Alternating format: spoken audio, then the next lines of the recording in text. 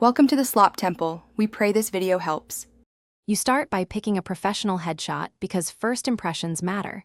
Choose a neutral background and natural lighting so your face is clear. Once you have a few candidates, check resolution and crop to shoulders and above so the image reads well at small sizes. Make sure the expression is approachable and clothing is job appropriate, because hiring managers notice professionalism. Saving time on this step prevents rework later when you format the resume for different file types. Once you've selected the photo, edit it for clarity and consistency so it complements your resume.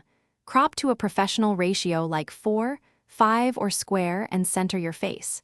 You should make subtle exposure and color corrections so skin tones look natural and shadows aren't distracting, because over-editing reduces credibility.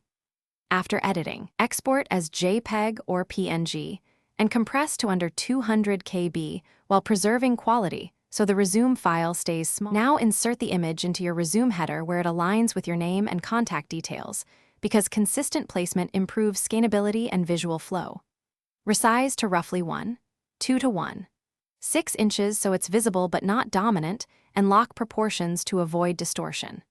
Once done, export to PDF and run a quick ATS compatibility check or preview to ensure text remains selectable. If the image breaks layout, replace with a lighter file or adjust margins. The common fix is reducing file size or re-exporting.